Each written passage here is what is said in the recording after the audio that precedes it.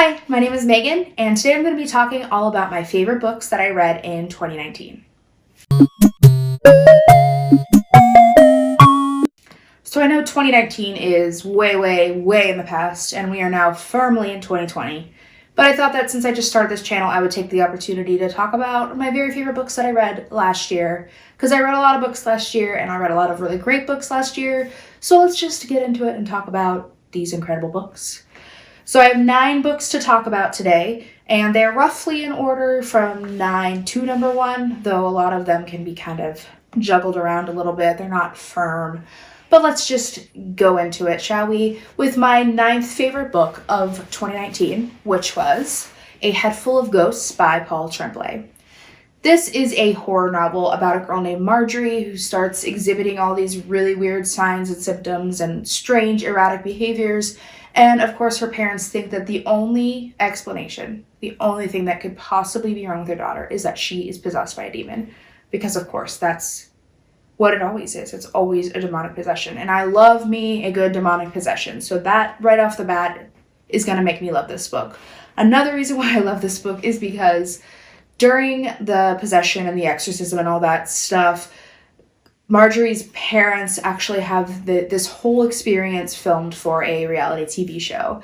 And another thing about me is I am well-versed in trash reality TV, so I loved kind of reading about it and seeing the behind the scenes of how, real everything is on these shows. I loved hearing that perspective. But also this book was just so incredibly shocking. Really just everything I want in a horror book. So I loved it for that. I love a book where I'm not sure if things are really supernatural or if they're really happening, and this was a great example of that. So if you like horror novels, I definitely recommend checking this one out. Next up is a graphic novel, which is interesting. I don't read a ton of graphic novels, but sometimes I really love the ones that I do read, and this is no exception. It's Pumpkinheads by Rainbow Rowell and Faith Erin Hicks. To start things off, I love Rainbow Rowell for the most part. I really enjoy her stories and her characters, and so I was really excited to see that she was coming out. Well, she wrote the story for the graphic novel, and Faith Erin Hicks illustrated it. And this book is just, if you love fall, you need to read this book, and I love fall. And this is just every good part of fall in like this tiny little graphic novel. This graphic novel follows Josiah and Deja, who are 2 seniors in high school, and every fall they've worked at this pumpkin patch together. And first of all, when I say pumpkin patch, I usually think, a pumpkin patch with like maybe some cider, maybe a hayride or something like this. That is not what this pumpkin patch is. It is the most incredible place in the world. There are all these fall-themed rides and activities and snacks, and everything was just so incredible.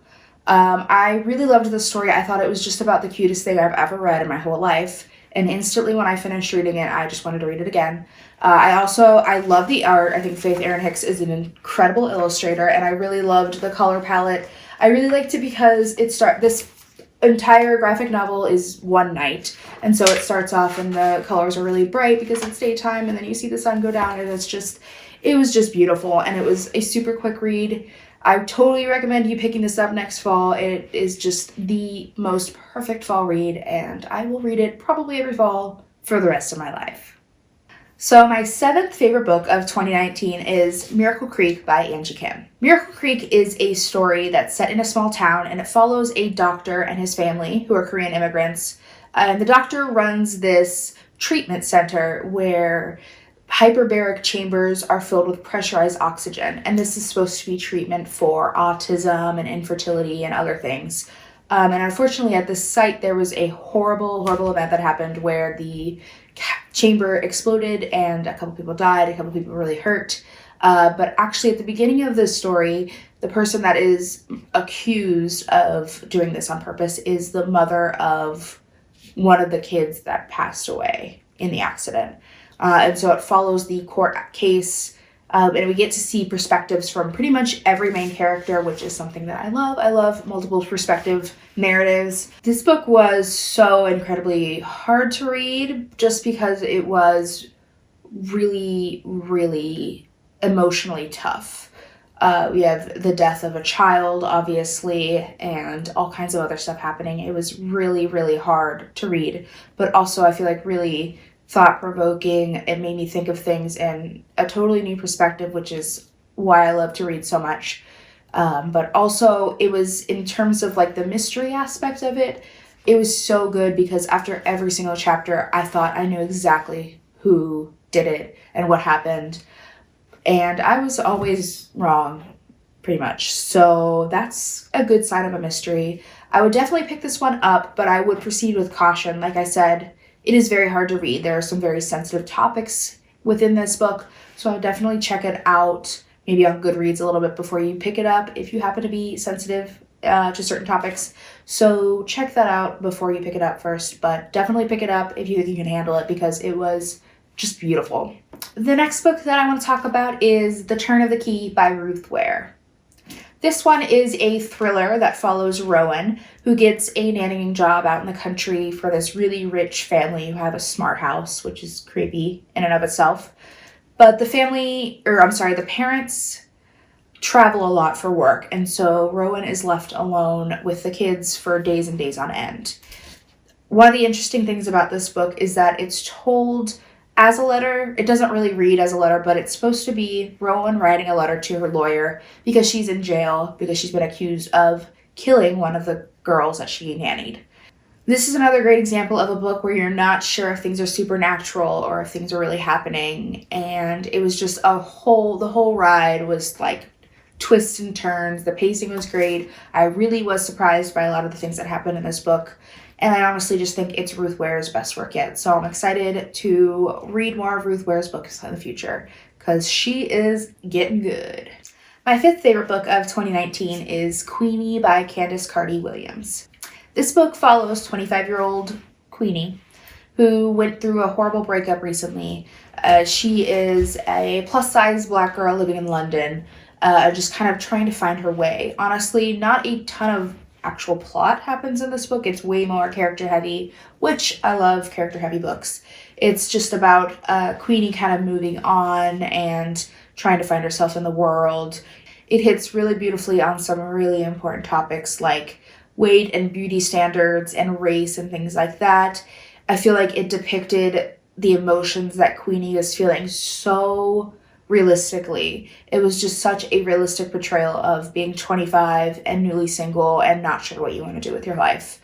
I definitely recommend picking this one up. I found it to be a really powerful narrative and just a really beautifully relatable book. All right, everyone, we're getting into the faves of my faves. So my fourth favorite book of the year was, of course, Daisy Jones and the Six by Taylor Jenkins Reid. I know I'm not alone in having this one on my list this year, but I think it's well-deserved that it's on so many people's lists because this book is just so unique and so incredible, and I loved it so much. This book follows the formation of a fictional band called Daisy Jones and the Six, and it follows their life on the road, their life recording albums, and all, the sex, drugs, and rock and roll that come with it. Definitely has big Fleetwood Mac energy for sure. An interesting thing about this book is it's told as if it were an interview. So it just has like questions from the moderator and then responses from all the band members. And at first I thought it was going to be really annoying to read from that style because I just thought that it would not feel like a flowing novel, if that makes any sense. It felt weird not having like any descriptions really except for like what's given at the beginning of the interview, and not having like, just it's all dialogue pretty much. So I thought that I was going to get tired of it and that it wouldn't read as smoothly as it did, but I think it was such an innovative way to convey so many different people's perspective of, one single event. Everybody in the band got to talk about every big event that happened. And that wouldn't have probably been possible, at least in a book this size, if it wasn't written as an interview. So I really loved that. I love that Taylor Jenkins Reid took a risk with the style and that it paid off, and it was so good, so unique. I can't recommend it enough. My third favorite book of the year was Oryx and Crake by Margaret Atwood. This is my second Margaret Atwood that I've read. My first was The Handmaid's Tale, which I read like 6 years ago in college. So I'm really kicking myself for not picking up any more Margaret Atwood since then because This was just so incredible. This one's a little hard to explain, but it is a dystopian that follows a man who is known as Snowman, but is also known as Jimmy, which is his name before the plague that kind of wiped everyone out. And Jimmy thinks he could be the only person left. We go back in time following Snowman in the past to when he was Jimmy, kind of learning about the world and learning about what happened to make it so decimated. But then we also get from current day Snowman as he's trying to survive basically by himself. The writing in this is just so wonderful and atmospheric. It made everything feel so real and so horrifying. This is actually the first book of a trilogy. I read all 3 books last year, and the first 2 I loved pretty much about equally. I wasn't as big of a fan of the third one, but that's okay. The first book was honestly good enough that I don't need any more. It was just so good. I feel like dystopian was a thing for a while and it's kind of gone away, but if you're in the mood for a good dystopian, I definitely would pick this one up. All right, we are getting down to it. My second favorite book of the year is one that is on pretty much every single person's list this year, but that's okay because it is just so incredible that I think it should be, and that is Red, White, and Royal Blue by Casey McQuiston. Of course.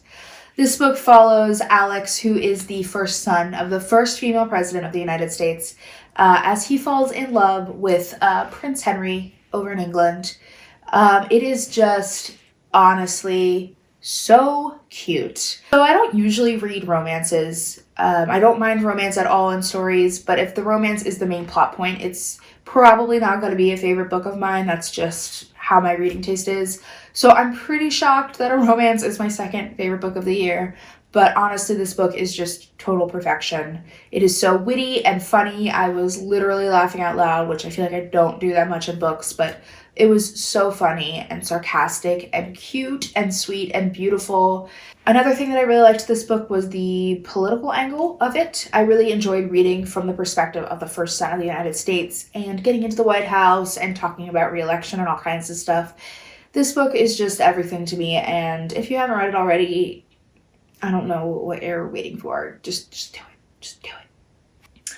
All right, everyone. We have made it to my top book of 2019. This book is another very, very popular one on YouTube and just in the world in general, but it was probably more popular in 2018 and not 2019, and that is, of course, The 7 Husbands of Evelyn Hugo by Taylor Jenkins Reid. Yes, I have 2 Taylor Jenkins Reid books on my list this year, and that is because she writes just the most incredible characters. This book is about a budding journalist named Monique who is approached by Evelyn Hugo to write her memoir. And Evelyn Hugo is this super mysterious and aloof starlet from the past who obviously has had 7 husbands and just like kind of a crazy life. And so this is a dream job for any journalist. But it is at the same time a little bit confusing because Monique is just an amateur journalist. There are so many more journalists that have more experience than her, so why did Evelyn Hugo pick her? What I loved the most about this book was the characters, for sure. Taylor Jenkins Reid knows how to write a character that you really, really care about, and I cannot tell you how invested I was in Evelyn Hugo's life. This book went in so many different directions than I was expecting. I honestly wasn't expecting to love it, but it is just one of the most beautiful books I've ever read. And honestly, I would recommend this book to anyone. I think it's actual perfection. And Taylor Jenkins Reid can do no wrong in my eyes. All right, everyone, that is it. Those are my top books that I read in 2019. I hope you guys enjoyed. In the comments down below, let me know if you've read any of these books and what you thought of them. I'd love to talk about them. And also, let me know what your favorite book of 2019 was. I will see you guys next time. Bye-bye.